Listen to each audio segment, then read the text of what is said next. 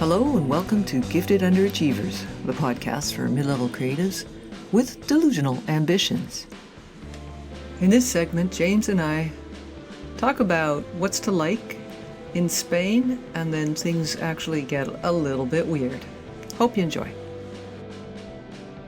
Barcelona is so cool. It's got a great train station, it's super walkable, and we stayed in this little, very basic room, just overlooking one of those tiny cobblestone streets. And that's where I fell in love with sumo wrestling, because they had a sumo wrestling, I forget what it's called, but like a series of matches. We had a TV in our room, just a small one up on the ceiling, and it was like a huge sumo thing. So we'd go walk around all day and then just like flake out, and I'd binge watch the sumo matches.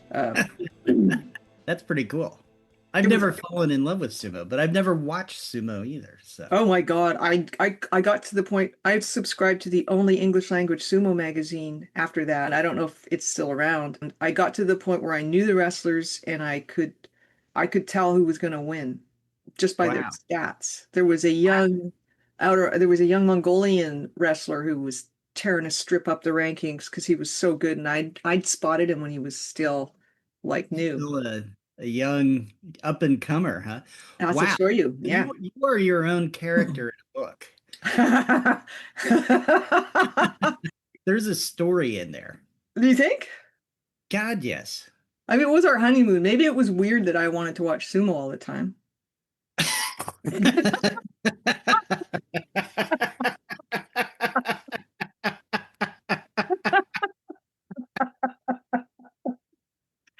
Not now, Rich. Not now. I got to watch these two half-naked mountainous men wrestle each other. Leave me alone.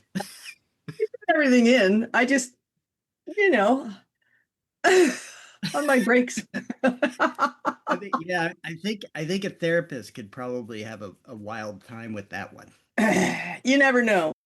Yeah, these guys are so incredibly strong. Some of them are gigantic in every way, like 6'6". Yeah. There was a Japanese guy. No, he was Hawaiian, actually. One of the few Americans that made it into the top ranks of sumo. I think he was 6'8". I mean, he was physically gigantic. And they have they have a low center of gravity, and they have a really cool system with stables, like, the young sumos, the newies have to come in, and they eat last. They do the top knots on the higher ranking sumos. Mm-hmm. There's a ton of just tradition and beautiful kind of like weirdness about it. Wow. Yeah, no, that's pretty. Yeah. It's weird. You can say it. I know it's weird. No, the weird part is that you got into this on your honeymoon. That's the funny. Right? Yeah. Wrestling. No, I mean, there's all different, like, I'm not like very judgmental about sports. You know what I mean? Like, where some people are like, oh, this sucks, that sucks. Yeah. I'm like, people get into a sport because they've found a way into it where they care, right? Like, that's a good point. And so I have no problems with somebody liking sumo the same way I have no problems with somebody liking cricket or have you. Darts. Yeah, darts even.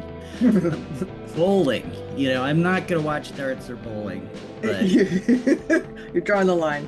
Yeah, I'm going to draw a line. But that's pretty funny. There's definitely a story. Thanks for listening to Gifted Underachievers, the podcast for mid-level creatives with delusional ambitions.